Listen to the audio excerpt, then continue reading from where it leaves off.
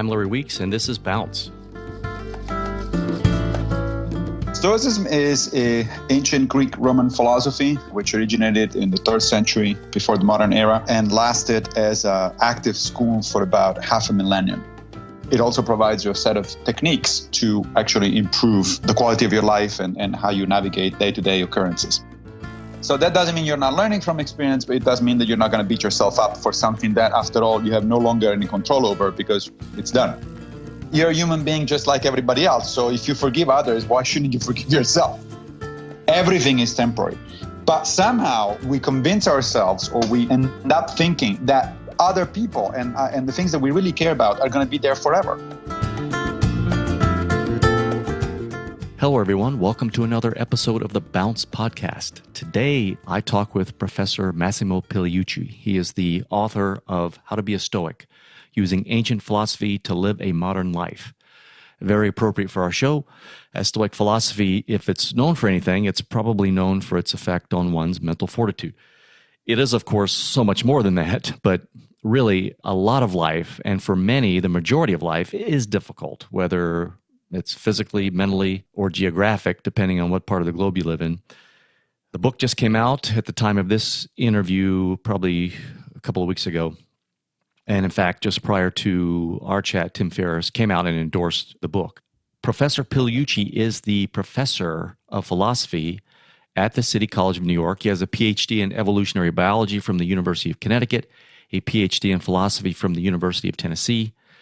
His research includes philosophy of biology, the relationship between science and philosophy, the nature of pseudoscience, and the practical philosophy of Stoicism. I love talking with Massimo. My interest in Stoicism was just recently revived a couple of years ago, but the more I read, the more questions I had. So this was a real privilege to talk with an expert. We talk about what people don't get about Stoicism or the misunderstandings that people have about Stoicism. We talk about the philosophy's origin, its influence on religions, modern psychology and psychotherapy, and its resurgence in culture of late. This is no boring philosophy discussion. In fact, the majority of our conversation is around its practical use in dealing with life's ups and downs, including a very interesting discussion, at least I thought, about death and how he personally overcame that fear. I learned a lot. I think you're going to learn a lot. One note, for the first few minutes, maybe 10 minutes or so of the interview, Massimo's not mic'd, so he kind of sounds like he's in a well till we get him mic'd, and that improves. Okay, that's it. Let's talk to Massimo. Massimo, welcome to the show. It's a pleasure to be here. So the book is fantastic. I think I told you a little while ago, I'm wrapping it up. I've got about 5 or 6 pages left, but let's talk about Stoicism. So do you want to turn me into Spock so that I'm no longer to be fun around? Is that what you want me to do? You want me to wear sackcloth and ashes? You want me to turn up my nose to pleasure? You want me to hold my hand over a flame? Come on, Massimo. What? No, that's not the idea. Although there's nothing wrong with live long and prosper. You know, that sort of attitude is pretty good. Oh my gosh, good point. I don't want to piss off anybody. Yes, I'm a big fan. Right, there is that, and Spock was actually one of my it still is one of my favorite characters from science fiction. Was it based? Yes. So it turns out that apparently Gene Roddenberry did design, did think of Spock as a Stoic. The problem is that Roddenberry bought into the common stereotypes of Stoics as suppressing emotions and going through life with a stiff upper lip kind of thing. Which is not what Stoicism is about. So no, we're not trying to turn you into a Mr. Spock, as interesting as the character is. What's going on there? So there's a couple of things in terms of emotions. The way I have come to think about it is that Stoicism is not trying to suppress emotions; it's trying to shift the emotional spectrum, such as fear, hatred, anger, things like that.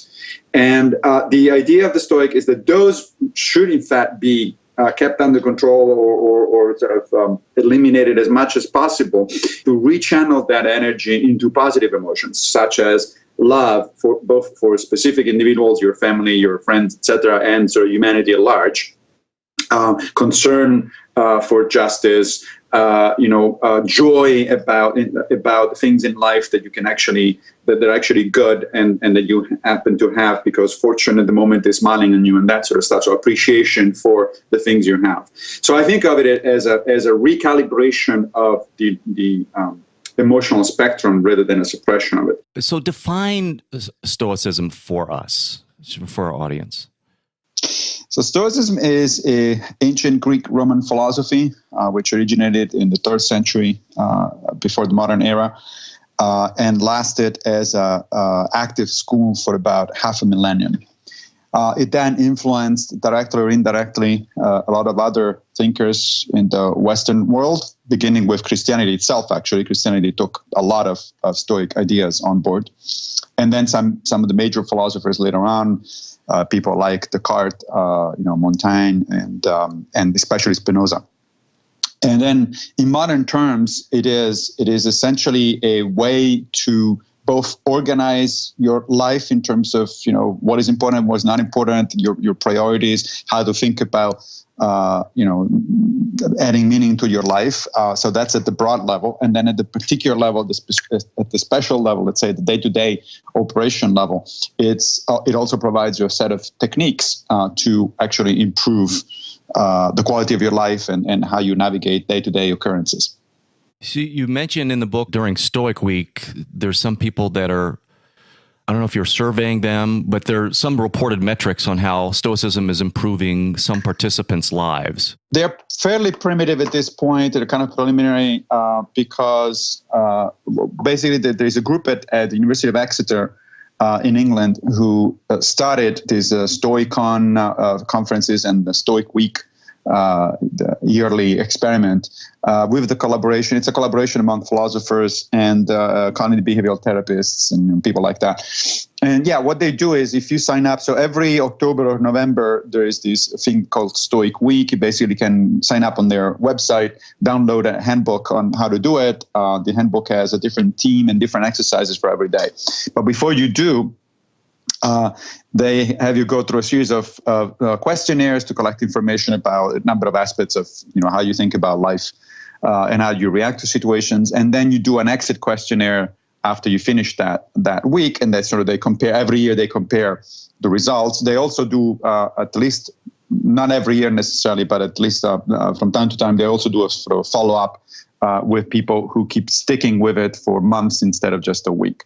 Now, of course, the limitation on that is that it's just a survey. There's no actual controls. It's not like they're not doing it also with people who don't practice. And also, it's clearly a self-selected sample. It's not a random sample of the population, right? But the results are indicative, and in fact, they're indicative enough that I think at the moment that they are the group is putting together a grant proposal to actually do some more systematic research with proper controls and things like that. Yeah. But they provide exercises or things to practice Stoicism during the... Yes. So there is a number of exercises that people have basically derived from the writings of the Stoics themselves, especially Seneca, Marcus Aurelius, and Epictetus. If you go to my blog, howtobeastoic.org, you can actually download a booklet of exercises like this. There is a collection there of 24 of these.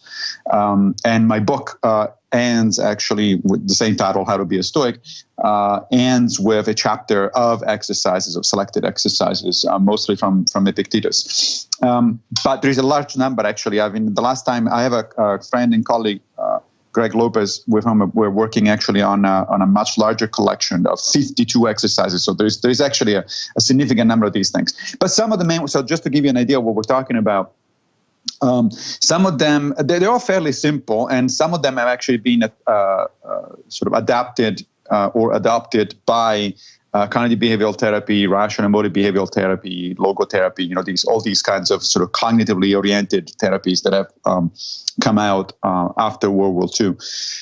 So one of the obvious ones is the evening philosophical diary. So I do that every night before going to bed. I take I get myself into a sort of a quiet spot, and in about 10 minutes or so, I just write down my thoughts about what the major things that happened to me during the day, the things that actually have a sort of moral or ethical content of some sort. Not what I had for breakfast, for instance. Although actually food and where you get your food does actually have ethical implications, obviously. So you write these things down, and then following both Epictetus actually and Seneca, who explicitly adopt these kind of techniques. Seneca gives a very good description of how to do it. And Seneca says, ask yourself then 3 fundamental questions. What did you do well? And if you did something well, then pat yourself on the back, because that's, we're human beings. We need sort of self-reinforcement. What did you do wrong? And if you did something wrong, simply accept it, learn from it. That's why you're writing it down, because you want to think about it. But learn from it and forgive yourself. Stoicism is actually very much into self-forgiveness. It's forgiveness actually of both others and of the self. And the forgiveness of others is very similar actually to the Christian variety. The Stoics are big about not judging people, because we never know enough about other people and what their motives are. So you don't judge them, you just re-describe what they do in neutral terms so that you don't become judgmental. But unlike the Christians, they're also into not judging themselves. They say, look, you're a human being just like everybody else. So if you forgive others, why shouldn't you forgive yourself? Yeah. So that doesn't mean you're not learning from experience, but it does mean that you're not going to beat yourself up for something that, after all, you have no longer any control over, because it's done. It's over. And then the third question that Seneca says you should ask yourself is, what could I have done differently? So replay some of the more salient moments of your day and say, okay, well, next time that something like that happens, what other way could I possibly react that might be actually better, might be more ethical, might be more appropriate, and so on and so forth. So that's one of my favorite exercises. Other exercises include things like the view from above, for instance. This is a meditation, a type of meditation. Some people do it as a visualization exercise. Actually, on my website, on howtobeastoic.org, I actually have a video that helps people doing sort of the visualization, the view from above. And basically what it is you're supposed to sort of close your eyes and think about yourself, sort of imagine yourself seen from a camera behind your back, a little bit above your head, and then you zoom out that view, first to the room, and then to the building, and then to the city, and then to the nation, and then to the planet. And if you want to, you can go all the way out to the galaxy. The idea of this, and you do it slowly and deliberately, is to basically remind yourself of how tiny human concerns really are. Perspective. Right. You put things into perspective, right? Marcus Aurelius does that a lot. He doesn't do it as a visual, at least as far as we know. He doesn't do it as a visual exercise. He does it as a written exercise. So he writes over and over, right? Whenever you get upset about something or somebody, just remind yourself that, in the big scheme of things, you're nothing, you're a speckle of dust. That you're gonna be alive for a moment. It's just not worth taking, getting so upset about it. Yeah. The more and more I read the Stoics, the more I find that these other techniques and or practices that I may do or read about have their roots in Stoicism. So I've heard of all of those things. I had no idea they were attached, that they were ancient in that sense. I mean, my discovery of Stoicism started with an early relationship to Christianity when I was when I was younger, and because there are similarities, the golden rule. Do unto others as you would have them do unto you. That's yes. Or the Serenity Prayer. And the Serenity Prayer. That was I went through some difficult times in the 90s, and the Serenity Prayer was like a very helpful exercise for me. But I didn't know that its root was in Stoicism. Yeah, and it's interesting. So the Serenity Prayer is particularly interesting because. Its origin within Christianity is actually fairly recent. It's the beginning of the 20th century, and it's used, as you know, by 12-step organizations like Alcoholics Anonymous and things like that, right? But the same sentiment, I talk about this in the book. The same sentiment is found in other cultures. It's found medieval Jewish philosophy. It's found in Buddhism. And one of the earliest versions of it is in Epictetus. And in fact, it is a fundamental tenet of Stoicism, the so-called dichotomy of control, the idea that certain things are up to you and other things are not up to you.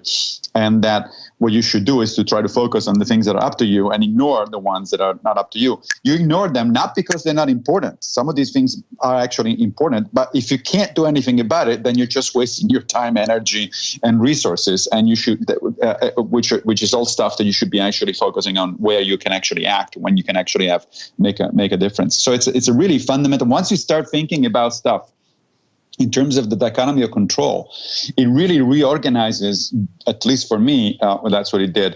It reorganizes fundamentally the way you look at the world. I mean, every time that I have a problem, the first thing that I do is I go back to Epictetus and I say, well, is this up to me or isn't? Because if it isn't, then forget it. I'm not going to be concerned about it. Yeah, and so just for the audience, most people will know what it is, but the Serenity Prayer, and I'm going to butcher it, but something like, God grant me the serenity to accept the things that I cannot change, the courage to change the things that I can, and the wisdom to know the difference. So, I used to kind of think of those things as serenity, courage, wisdom. Well, what it's interesting about the Serenity Prayer and the sort of the dichotomy of control is that actually a lot of people do not have that, don't seem to have that wisdom. In some cases, sort of pathologically so. Like if you remember a few years ago, there was this big brouhaha about this book called The Secret. And The Secret was this idea that if you really want something, you should sort of focus on it and concentrate on it. And the universe somehow sort of will turn around and make it happen, right? And which, of course, is complete pseudoscience. It has nothing to do with reality. But it's worse than that. It's not just that if people, that book sold millions of copies. It's a setup. It's a setup. It is a setup, and it's not only a setup that makes people waste your time and it creates false hopes and disappointments and so on and so forth. But in a sense, that truly is something that ends up blaming the victim. Because let's say that you are, a cancer patient and you buy into this, secret thing and you start thinking about, I should think optimistically about and then the universe is going to cure me, and then it's not going to happen. Then you're going to feel like a piece of crap because not only you have cancer, on top of that, you have failed yourself. And it's really a very obnoxious way of looking at things. Yeah, I totally agree. And again, that's where Stoicism is appealing to me because it's very real world. Epictetus and the others. Well, Epictetus was a slave, right? Well, started out as a slave. Yes, Epictetus. So that's an interesting point. Let's talk about Epictetus for a minute, because in terms of sort of his life, because often I'm told by sort of critics of Stoicism, which there is a good number apparently out there. But I'm told that this Stoicism is a philosophy for the elite. It's a philosophy that sort of suppresses the masses somehow, and it's self-serving. Yeah, self-serving for the elite. And I say, wait a minute.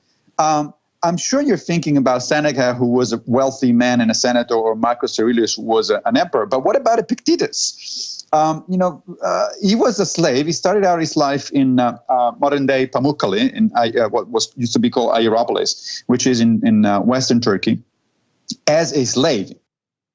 It's not his real name. Epictetus just means the owned one, okay, the one that was being owned. So he was the name reflects the fact that he was a slave. And then he was bought by another master and brought to Rome. This other master was actually the personal secretary of the Emperor Nero. So he was at Nero's court for a while, still as a slave. He was allowed, because he was a bright guy, he was allowed by his master to study philosophy with Musonius Rufus, who was one of the major Stoic teachers in Rome at the time.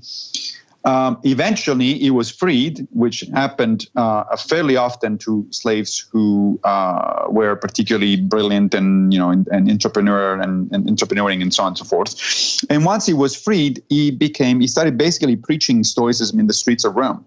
That didn't go very well. People actually started beating him up. It's not, he actually says in the discourses, he says, I tried to do that and it didn't work out very well. So he regrouped and he said, okay, let's do it differently. So he established his school in Rome. By the way, that was a very Stoic reply. Yeah, I got beat up. It didn't work out. Right, exactly. It's like, all right, clearly this is not working, so let me do it different. Then he was expelled from Rome by the Emperor Domitian, who actually threw out a lot of Stoics and other philosophers, because again, Stoics in particular, they had this tendency to, as we would say today, speak truth to power. And the emperors usually didn't like that sort of stuff. So he was sent into exile. He went to Nicopolis, which is in the northwest part of Greece. He re-established his school there. And very quickly, that school became one of the most famous and most influential in the entire empire. The Roman aristocracy was sending their best kids to Epictetus to learn things, and the Emperor Adrian became a personal friend. So this is the story of somebody who really went from rags to riches in a sense, although he was actually not a rich man. And it became very famous out of his own efforts. And throughout his life, he kept Stoic principles in mind and applied them to everyday life. So this idea that that Stoicism somehow is something that is self-serving for the elite. It's like really weird. I know a lot of the tech Silicon Valley is starting to adopt, or at least it's popular. It's becoming popular in the Valley because of Ryan Holiday, Tim Ferriss, some of these other guys. But other than that, I don't know. Yeah, and there is nothing wrong with that inherently. But I mean, they're elite. Those people are elite, right? In that sense, those people were elite. They're high achievers. Correct, but in fact, we know historically that a lot of the Stoic, especially Stoic philosophers, the people actually espoused the philosophy and taught and all that, they were actually aristocrats. Lots of senators, Roman senators, were Stoics. In fact, a number of the senators who opposed Nero, for instance, were Stoic. And some of them were put to death. But we also know historically that this was a philosophy that was very popular among the Roman troops, for instance, and it was because of its endurance part in particular. So, and these were people who were everyday people who were just doing their job and living their lives. And to provide some context on Tim Ferriss and and the people that are in the Valley, I'm using that loosely, but these people do self-quantification. They're experimenters. They experiment with their lives and they document it. Tim is known for, drawing his blood, doing crazy testing things, going out there. But his whole philosophy, and I don't mean to speak for Tim, is I use what works. I want to find out what works. And I think that's why he has been drawn to Stoicism, as are some of the others. So my point, even though these people are probably very wealthy and very successful, but they're also very intelligent and trying to figure out, how do I live day to day and so on and so forth. So I just wanted to put that in context. So did you read Tom Wolfe's book, A Man in Full? No, I keep meaning to do that. It's on my reading list. It's on my iPad, but I haven't gotten around to it. Well, it's interesting because about a decade ago, before I really, outside of schooling, I forgot all about Stoicism. And then I read Tom Wolfe's book because I like his books. And it's called A Man in Full. And he has this story about Conrad Hensley, who this guy is out of work. His car is towed. This is just one of the subplots, and he eventually gets into a fight with somebody at the pound, and he ends up in jail. He has no one to turn to. His wife, everybody's given up on him. He has nothing. And then someone sends him this book about the Stoics, and he reads from Epictetus. He learns that Epictetus is a slave and so on and so forth, and he adopts, he starts adopting these kind of Stoic practices, and it helps him kind of get through this prison term, this jail term. Yeah, actually, a real life story very much like that is told in Martha Nussbaum's most recent book, and it's about Nelson Mandela. So apparently, Mandela, when he was put in prison during the apartheid regime, he was understandably very angry and very, very frustrated and all that sort of stuff, right? And he was filled with hatred for his captors and for the regime and so on and so forth.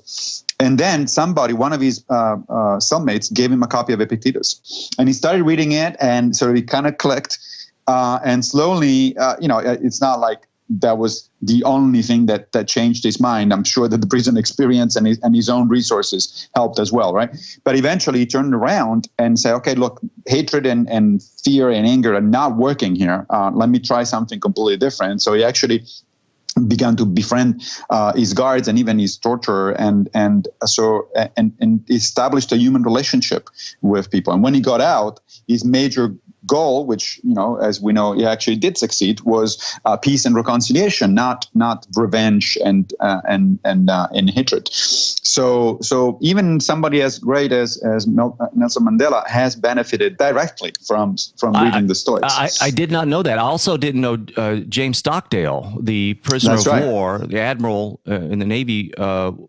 He studied Stoicism, I guess, in college, and he credits. Is it Epictetus or yes, it was Epictetus for helping him kind of be mentally tough or get through. 7 years in the so-called Hanoi Hilton, which was a prison in Vietnam, where he was tortured. He was put in isolation for long periods, stretch of time. He was. There's this wonderful bit in his biographical essays. He wrote a couple of biographical essays about his experiences and how how Stoicism, what kind of part Stoicism playing into it. And there's this wonderful bit where he says he's remembering that he had just been shot down. His airplane was going down, so he ejected, and he saw that there were people, in a village nearby waiting for him, basically to come down and essentially beat him up, which is exactly what happened. And he said, and at that point, I thought to myself, here I am. I have a couple more minutes, and then I'm leaving, my world and entering Epictetus' world. I'm going to be basically, a slave. Somebody's going to beat the crap out of me, and probably injured for life, which is what happened. Just like Epictetus. Epictetus had a lame leg, probably because his early master beat him up savagely, and the same thing happened to Stockdale. As soon as he got down on the ground, a crowd of people, understandably angry themselves because of the American bombings, they just descended upon him and started beating him savagely, and one of them actually did break his leg, and he became fat lame for the rest of his life. But yes, he does credit Epictetus and Stoicism more in general to helping get him through in terms of sort of mental discipline and setting priorities. It did a lot, actually, apparently, under those conditions, considering the circumstances. He was the highest ranking officer in the prison, so he established a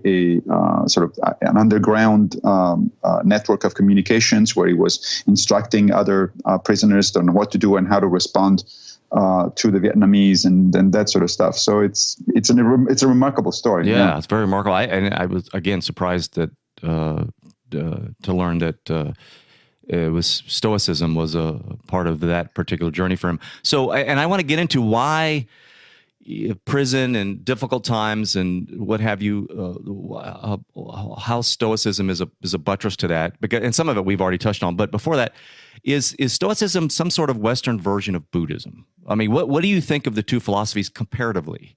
So other than the sort of cultural, historical, parallels, there are actually some more deep similarities and differences. Let me start with the differences between Stoicism and Buddhism. Buddhism teaches a philosophy of non-self. The self is an illusion, according to Buddhists. On the other hand, the Stoics very much believe that the self is real. It's a thing. It's material because they were materialists. But it does exist, and it's actually at the center of your attention. So in that sense, Stoicism is a clearly Western philosophy and Buddhism is a clearly Eastern philosophy. But there is also a lot of similarities that I actually think are more important and transcend these agreements about the nature of the self.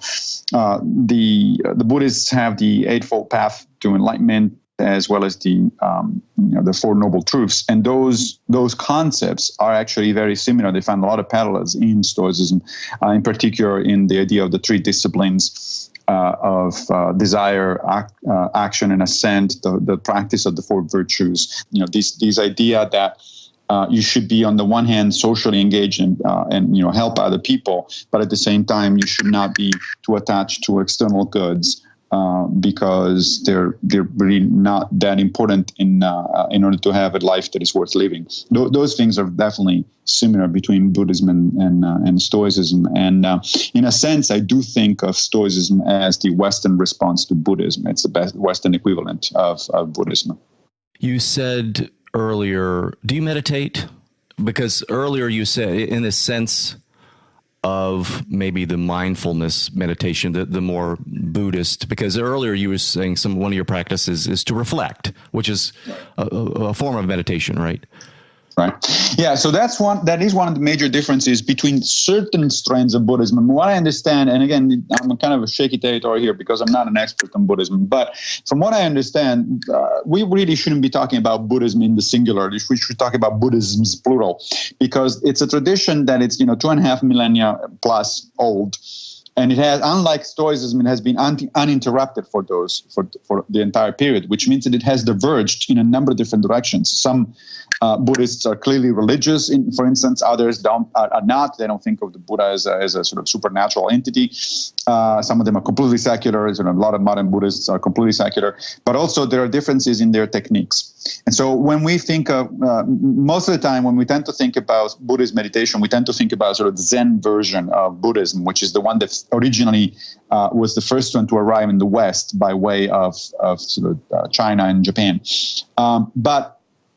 But Zen meditation is very different from other Buddhist meditations. And there are other types of Buddhist meditation that are much more logo-centric and therefore much more similar to the Stoic meditations. So yes, I do meditate, but not in the Zen Buddhist sense of, try to empty my mind of thoughts and maybe concentrate on a single mantra or my breathing, that sort of stuff.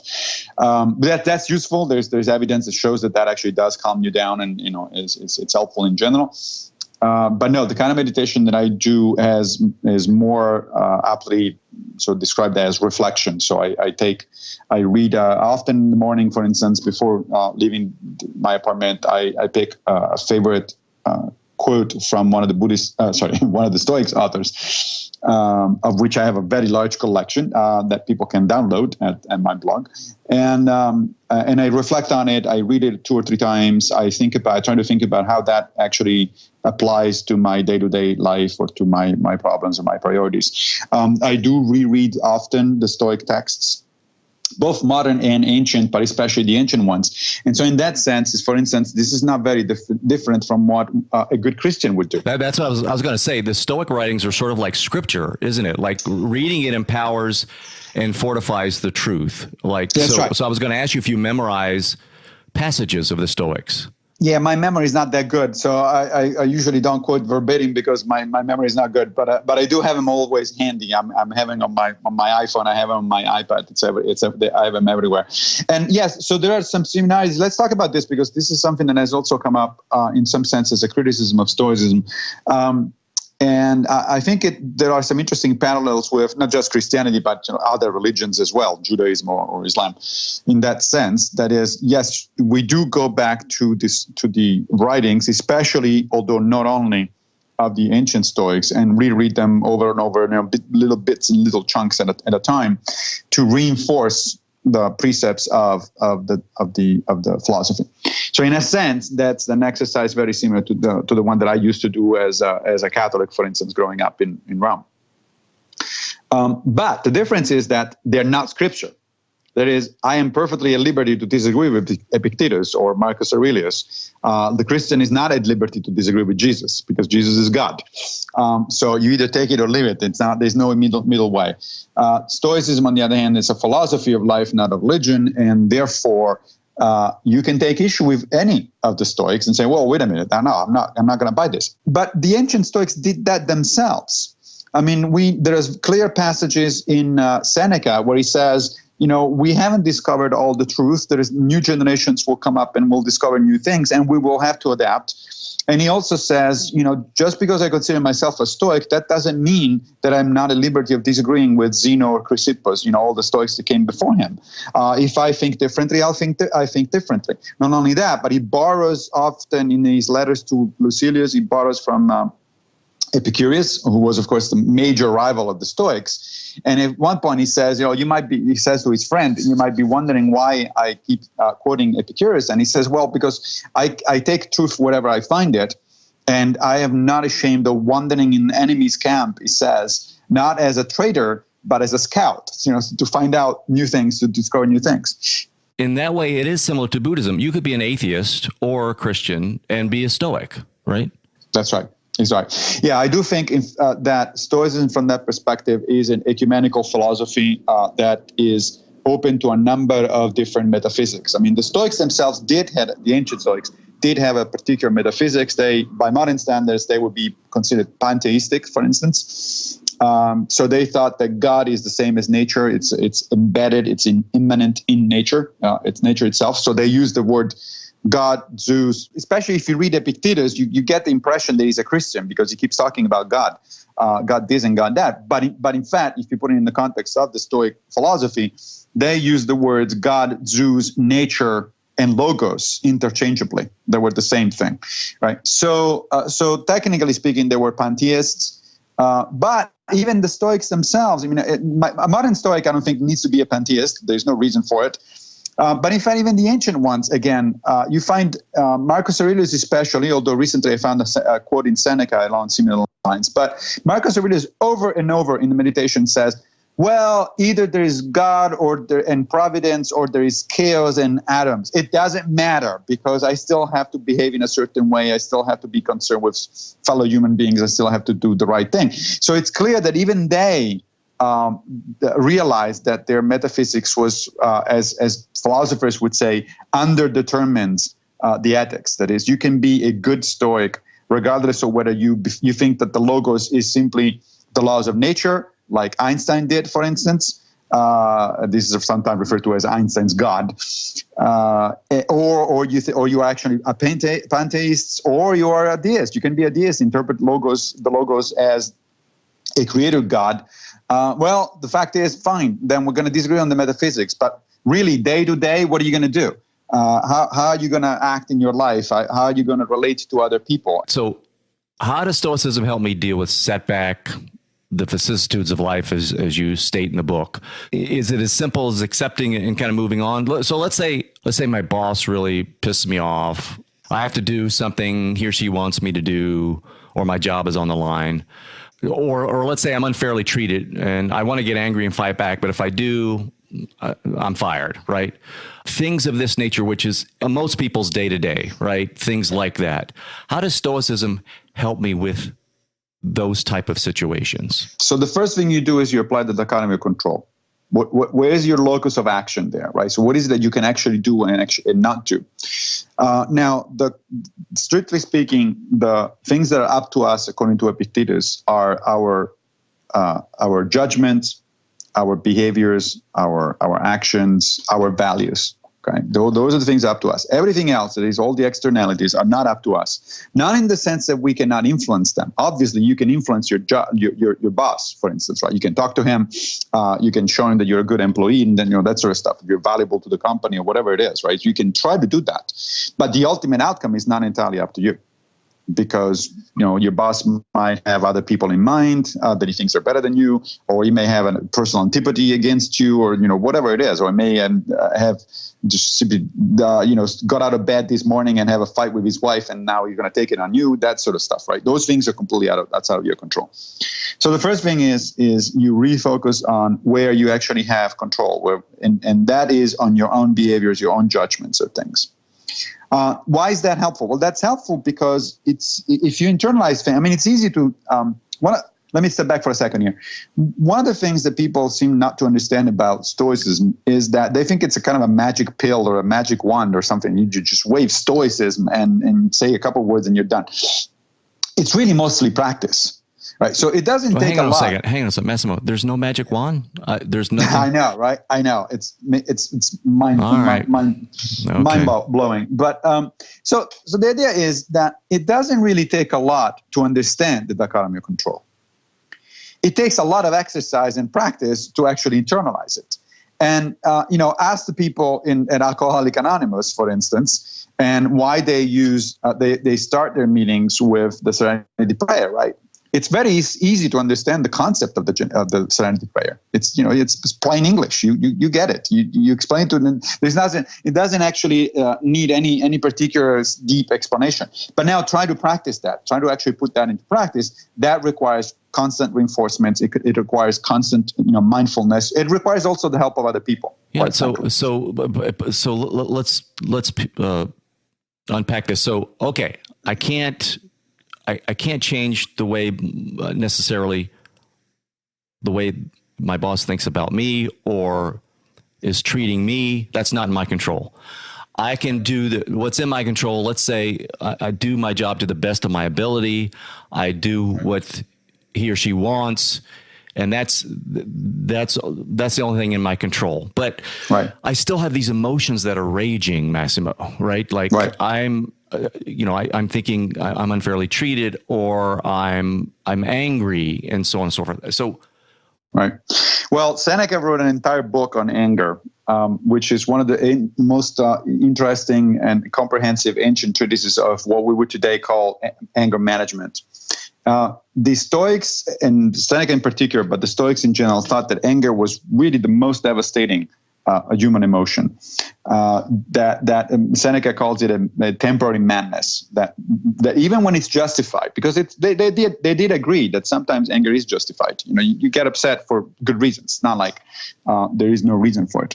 But their thought was yes, but being angry by definition means you're incapable of acting rationally. Your anger takes over your reason, and whenever you act irrationally out of anger, you're going to regret the results of those actions, even though those actions may actually be righteous and they may be actually justified in terms of whatever it is that caused your anger. So as Seneca says, look, you need to disengage. The very first thing he gives actually a number of practical steps that you can also find very similarly worded on the website of the American Psychological Association. They have a section under anger management that almost reads like Seneca.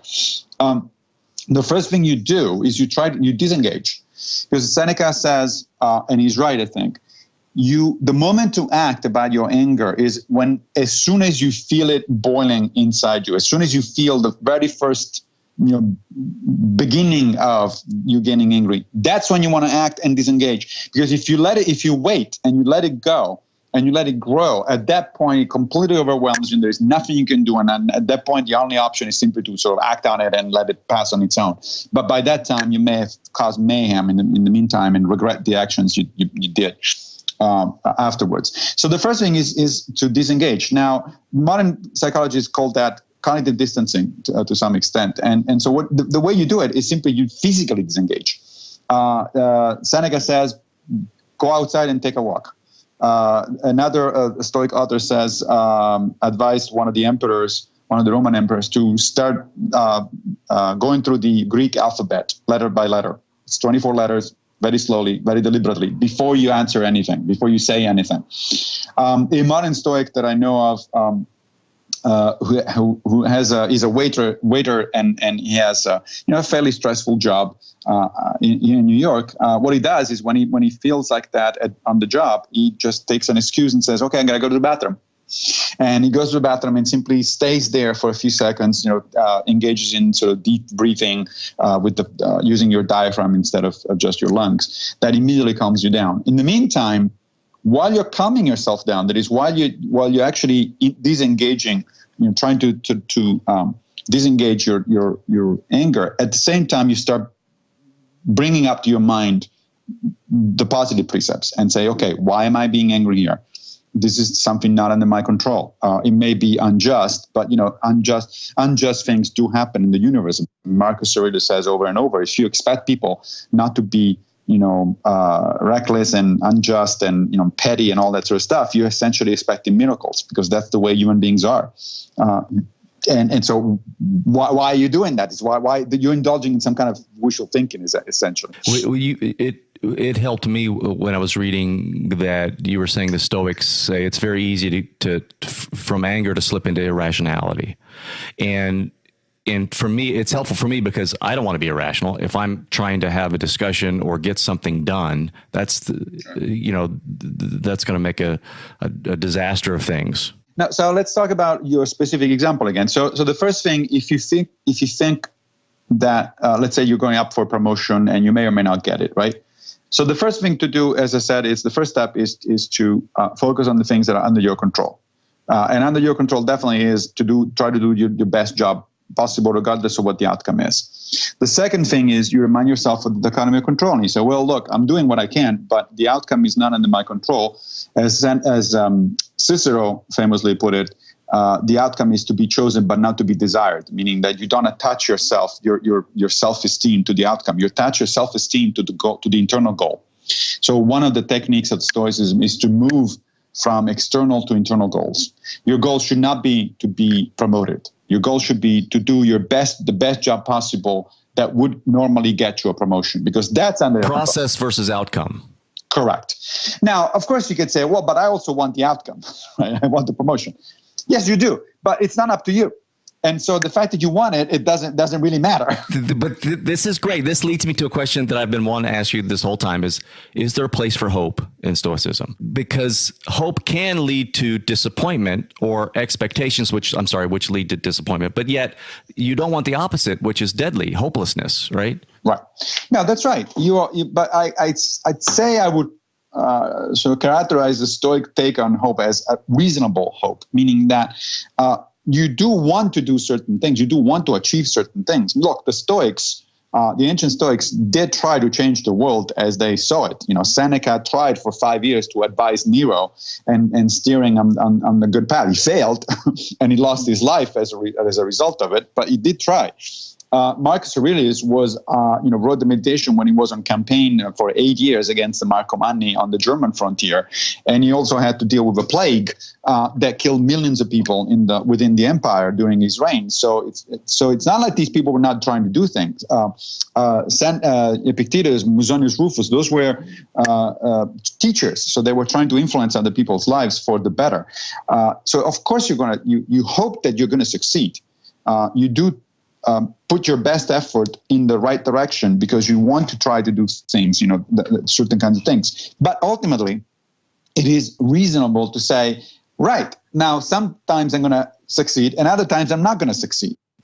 And the Stoic trick, so to speak, is not to hang your self-worth on the outcome, but only on the effort, right?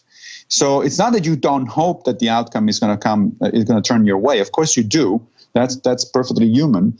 But you train yourself to be satisfied with your effort and not with the outcome, because the outcome may disappoint you. The effort, it's not going to disappoint you. The effort is entirely up to you. Is it like the song "Hope for the Best, Expect the Worst"? Well, to some extent. I mean, after all, one of the Stoics. Techniques is called the premeditatio malorum, which is Latin for foreseeing bad shit happening to you, right? And now the premeditatio is an interesting exercise because basically, and I do this on a more or less regular basis. So whenever there is something that you're about to do that has an uncertain outcome or that may bother you or whatever it is, you sort of try to visualize or try to think through the situation. And you imagine, first of all, the worst possible outcome, right? You say, okay, what's the worst thing that can happen here? In the case of your example, is you're going to get fired. Not only you're not getting the promotion, but you're going to get fired. Okay, that's the worst possible outcome. Okay. They're not going to take away your house or your wife or your children. They're not going to put you in prison. You're just going to lose your job, right? So you start with that point. You say, all right, well, other people lose their job every day. And maybe you have lost your job in the past on one occasion or two, and people survive. People do okay. People find other jobs. People repurpose their career. People do find alternatives, right? And notice that that's the worst thing that can happen, right? But the worst thing that can happen usually doesn't happen. One of the things that the Stoics pointed out is that once you imagine the worst and you prepare yourself mentally for the worst, turns out that most of the times, actually, you're not going to get all the way there. Maybe instead of being fired, you're just not going to get a promotion this time. And, perhaps you're going to have another chance the following time. Or maybe you're getting a promotion, but it's not the one that you wanted, or it doesn't come with the raise in salary that you wanted, that sort of stuff. And maybe, of course, one of the possible outcomes, of course, is that in fact you're going to get exactly what you want. Right? So there's this range from the worst possible outcome to the best possible outcome. You begin with the worst so that A, you're prepared to react appropriately, and B, you remind yourself that in fact, very likely it's not going to happen, and so you're going to be actually better off than you think.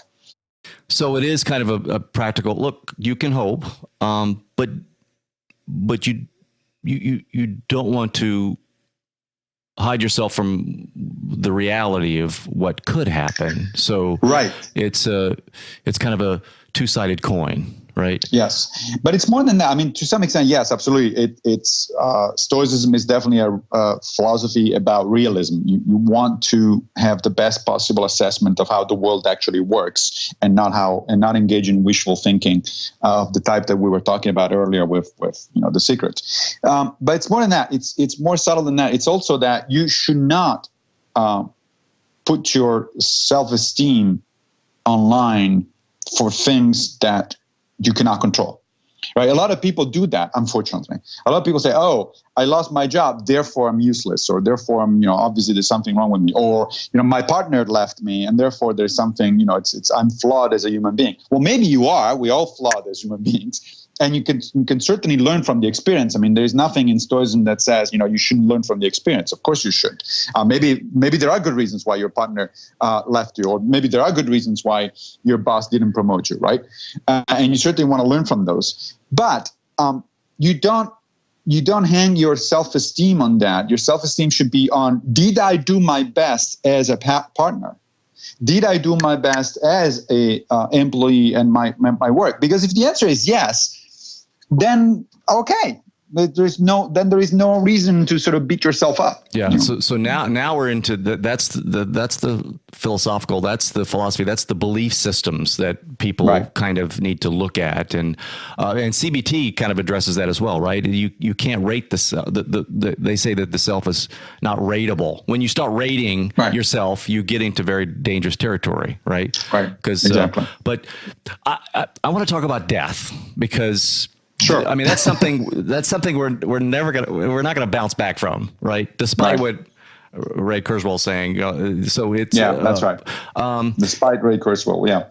But you spent a lot of time in writing it, and I was very interested because I'm afraid of losing consciousness. I mean, that's something that I'll occasionally think of in bad turbulence in an airplane, right. at 30,000 feet. But you have stated that the Stoics have kind of helped you overcome that fear. And the more I read, the more I was like, I think I get it. There's some acceptance there, but I wasn't sure. Tell us how the Stoics look at death and how it helped you. So I was actually, for a large chunk of my life, I was like lots of other people probably, very afraid of dying. And I'm sure that when it's actually going to happen, I'm not necessarily going to look forward to it. It's not like something you embrace. It's more something that you accept. But I got to the point at some stages in my life where I was thinking about death a little too often and a little too, I was a little too worried about things. And so I started reading actually Epictetus first. Epictetus is famous for his argument about why we shouldn't fear death, because he said, whatever death is, you are not. And whatever you are, death is not. Meaning that if you're dead, by definition, you don't feel anything, so there's nothing to be afraid of. And if you're still alive, on the other hand, you're obviously not dead. You're still feeling things, you're obviously not dead. See, intellectually, I know that, but that doesn't help, right? Precisely. Well, it doesn't help because most people just read it as an intellectual exercise, once and don't internalize it. This is exactly the kind of things we're talking about with the dichotomy of control or the Serenity Prayer. If you read it once or twice, you say, yeah, okay, I get it. but I'm still worried. I'm still, I have troubles and I get angry and so on and so forth. That's the difference between understanding something and internalizing something, right? So in order to internalize it, I actually read a number of the Stoics as well as Epictetus on death, and I keep meditating and I keep reflecting on these things, and gradually the fear goes away, or at least diminishes. I don't want to promise miracles. Out of the writings on death by the Stoics, which would you recommend? Probably Seneca. There's a number of the letters to Lucilius where he talks about the shortness of life. There's also an essay that he wrote about called "This on the Shortness of Life." Marcus Aurelius also talks a lot about it, but I think he speaks better to people who are a little bit more brooding by nature, because I think Marcus was definitely a brooding kind of character. Seneca, on the other hand, has a way with words that it just speaks very plainly and very clearly about things. So the Stoic take on death is that death is what it's called a dispreferred indifferent. So a dispreferred indifferent, and its opposite, a preferred indifferent, sounds like an oxymoron, right? I mean, how can something be both dispreferred and indifferent? And what does that mean? And what it means is that if something is preferred or dispreferred, it means that you should, in the first case, try to go after it, and in the second case, try to avoid it. But never at the expense of your moral integrity, right? So the obvious example is wealth. Wealth is a preferred indifferent, and poverty is a dispreferred indifferent. So meaning that other things being equal, you want money to have a better life, to enjoy things and so on and so forth. You don't want to be poor. But you don't do that. You don't go after money if that means you're compromising your moral integrity, because your moral integrity for the Stoics is the thing that gives meaning to your life. You want to be able to look yourself in the mirror in the morning and with straight eyes. You want to be the kind of person that other people think is worth having as a friend, as a partner, and so on and so forth. So your moral integrity is your most precious good, and you don't trade it for anything. So if you can, in fact, Epictetus even explicitly says, if I can acquire those things, wealth and a house and whatever it is, without compromising my integrity, by all means. But if I have to compromise my integrity, you can keep the house, you can keep the money, you can keep everything else. I'd rather be a good person rather than a rich person. Now, the same concept applies to death. So death is the extreme version of a dispreferred indifferent. It's clearly you don't want to die. I don't know anybody who wants to die. And if you do want to die, then probably there's an issue there. You probably may be depressed or something like that. Nevertheless, the Stoics think of death, of course, as a natural thing. It happens. So wish it away is just not reasonable. It's not rational. That means you want to live in a universe where there is no death. And Epictetus says that would also be fairly selfish. At some point, he uses this analogy of somebody being in a party. And he says, okay, you've been in a party, you drank your drinks, you ate your food. Now it's time to leave. The party's over, and you need to leave room for other guests and for other people to enjoy the thing. And what's up with you? What's the matter with you that you don't want to live? You're stuck there, and it's like that's pretty selfish. That's one way of thinking about death. But the other thing is, death is the ultimate reminder that life is in fact short, and that therefore you should be using every moment of your life in the best way you can possibly do. So when Seneca writes on the shortness of time, he says that death reminds us that we have a clock ticking. And by the way, we don't know when the clock is going to stop ticking, right? We all assume that we're going to have a life, until about 80 or something, but you don't know. Today might be your last day. You have no idea. Which is why the Stoics, both Marcus and Seneca, for instance, keep saying, live your life as if this were in fact your last day. Because first of all, it may be. And second of all, even if it isn't, this gives you a sense of urgency. This gives you a sense of prioritizing. You're not going to waste a lot of time. Seneca says at one point that the worst thing it could happen at the end of your day is if somebody asked you, so what did you do today? And your answer is nothing. well, then you wasted an entire day of your life doing nothing interesting, nothing important, nothing of relevance, nothing of lasting effect. It's like, why? Why are you doing that? So to me, so I thought about now whenever I do the premeditatio malorum about my own death, because you can do that. You can do a meditation about your own death. When you do that, you don't do it because you're morbid about it and you want to sort of say, oh, this is great, I'm going to enjoy this thing. No, it's a reminder of all the precious things in life that you have, that the universe, as Epictetus puts it, gave you on loan. We don't own anything. We don't own other people. We don't own property. Everything is on loan from the universe. And at some point, the universe may decide to take it back without warning. And when it does, there's nothing you can do about it. There's not, no protesting, no say, oh, this is unfair. I was hoping of, enjoying this for another 10 years. Well, who told you that you had another 10 years, right? The universe does what the universe does. But if you remind yourself gently of that, on a regular basis, it prepares you. Yeah. Then you're not only prepared for the last when this actually does happen. Seneca says that death is the ultimate test of character. This is the biggest test that we're all gonna have to face at one point or another. How are you going to approach death? But it's more fundamentally everything else that comes before that changes. Your way of thinking about it changes because now you have priorities. Now you're reminded that, if you enjoy your friends and your partner and your children or your work or whatever it is that you do, good, you should, because they're not going to be there forever. Yeah. And therefore, be careful not to waste your time, not to lend your time and resources to things that you don't care about, or they're not your projects, or they're not things that you think make a difference. There is a beautiful paragraph in your book that I kind of wrote separately so that I can read it from time to time. And I just want to read a little portion. And you tell me if this was from Epictetus, but is that when you are attached to a thing, not a thing which cannot be taken away, but anything like a water jug or a crystal cup, you should bear in mind what it is, that you may not be disturbed when it is broken.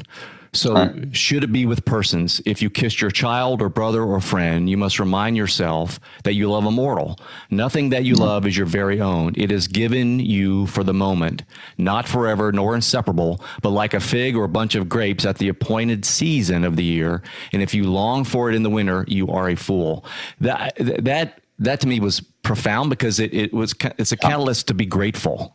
And to your point, be mindful of the impermanence of life. Yeah, that was Epictetus, and I agree with you. Of course, I think that is one of the most beautiful things that Epictetus or anybody actually in the Western canon ever wrote. Now, people read that and they say, some people, fortunately, read that and they say, well, what a horrible philosophy, what a inhuman thing. I should think of my child or my spouse as just as a jug that can be broken. It's like, no, you're missing the point entirely. That isn't what Epictetus is saying. He's saying that we all accept that objects are temporary. Like I have my iPhone here and I know one of these days it's not going to work anymore and it's not going to, and I have to replace it with something. Everything is temporary. But somehow we convince ourselves, or we end up thinking that other people and the things that we really care about are going to be there forever. But we know that they're not. I do write in the book that has happened to me. I lost both of my parents, 10 years distance one from the other, my father first and my mother next. And the experience was very different because when I lost my mother, I had already started practicing Stoicism. And so in the case of my father, I had this bizarre idea that I had all the time in the world to spend with him. So we were living an ocean apart because he was in Italy and I was in the United States. And so I would go there and we'll take my time, once a year I'll come for a couple of days and we'll hang around together and then we'll see each other, right? And then, of course, at some point, very suddenly, the next time wasn't available anymore. It was just like, I knew he was sick. I knew that things were, degenerating and so on, but somehow I did not internalize that.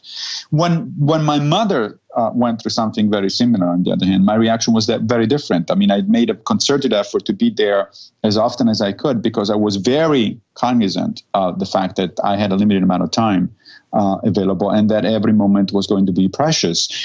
So that made a huge difference. That's one example in my own life where Stoic mindfulness, as I would describe it, really made a huge difference in the way I related to my parents. Yeah, with my mother, I practiced what I called premature nostalgia before she passed. I was cognizant as she got older, and I would say to myself, one day I'm going to look back and say, wish I could come back and say this and say that. So it very much helped me for her passing. But along the same lines, my sister was killed in a car accident suddenly, and I did not have that mindset. I was not mindful of how brief life can be because she was younger. It was definitely something that it's a tragedy, but it also was doubly so from the sense of the emotional feelings and what have you. I mean, I was certainly sad losing my mother, but I was way more prepared and felt ready for that. But so, yeah. Of course. And Seneca says, it makes this interesting observation. It's like, when somebody dies young, we have that kind of reaction. It's like, oh, he or she went before her time, right? And he says, wait a minute, how do you know what her time was? It's not like, there is no, you're not born with a guarantee, with a certificate that says, okay, you got 80 years to live and that sort of stuff.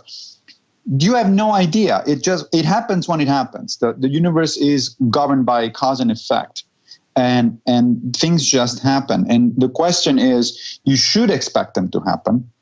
And you should contemplate, meditate about them, and be mindful about the fact that your time with other people is limited, and you don't know how limited it is. You can't count on anything. That's why Epictetus says you should do that kind of exercise, from the cup to your brother and your child. It's not a question of so disregarding human feelings or a question of sort of being morbid about losing other people. It's on the contrary. It's actually a reminder to be joyful and grateful for the things you do have while you do have them. Yeah. On that note, we will wrap this up. Massimo, this is a fascinating conversation. I love talking about this. And there's so much more I wanted to talk about. I got a list of questions I didn't even get to. So all of this is in the book. It's How to Be a Stoic Using Ancient Philosophy to Live. It is a great book. Thank you so much for coming on. This is, like I said, this has been very informative and helpful. And I think it'll do the same for others. So thanks for the chat. It was a pleasure. Absolutely. Well, that is all the time we have today. Please spread the word if you enjoyed the episode. Leave us a review on iTunes and share it with your friends on your favorite social platforms. Big thank you to Sam Williams, my audio guy. Make sure you visit LarryWeeks.com for all my content, and we will